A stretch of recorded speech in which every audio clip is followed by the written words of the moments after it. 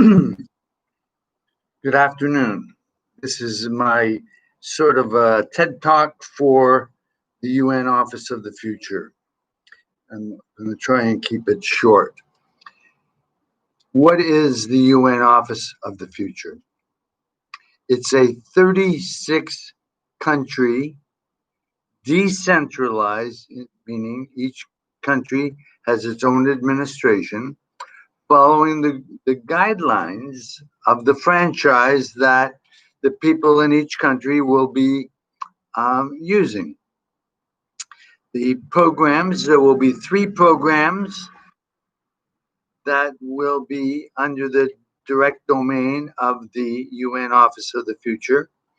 One of the programs is the use of the ISO 26000, the latest standards in corporate social responsibility.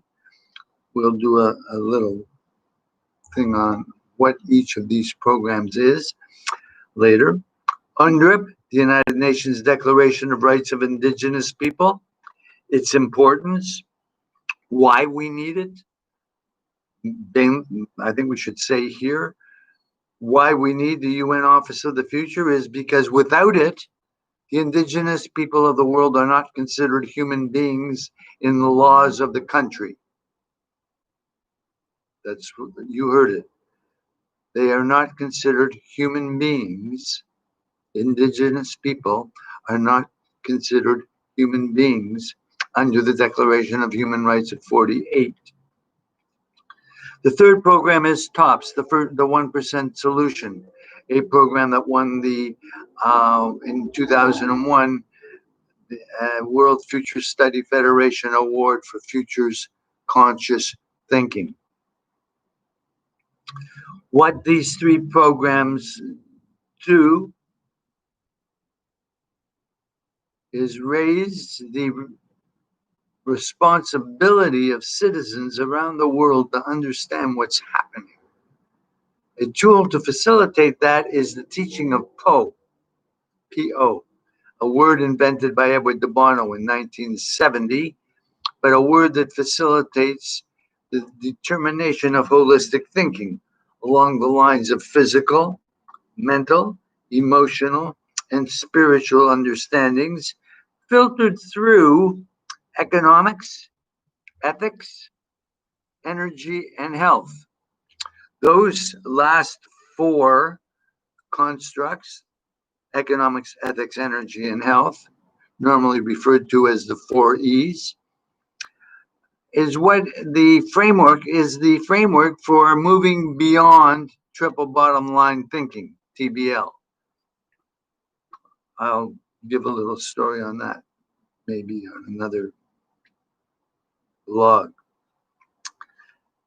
This is how we're going to shift the accountability on the planet by getting corporations, when they report to their shareholders and society, they account not just on the accounting, generally accepted accounting principles, but they also report on economics, ethics, energy, and health.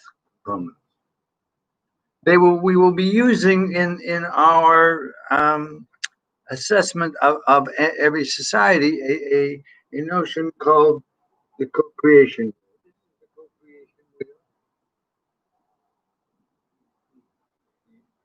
12 sectors. 12 sectors of the co-creation wheel are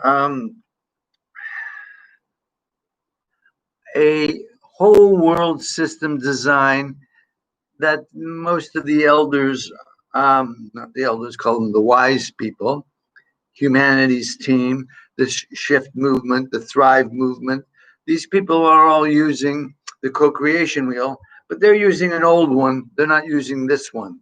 This one is vastly superior to the one they are using.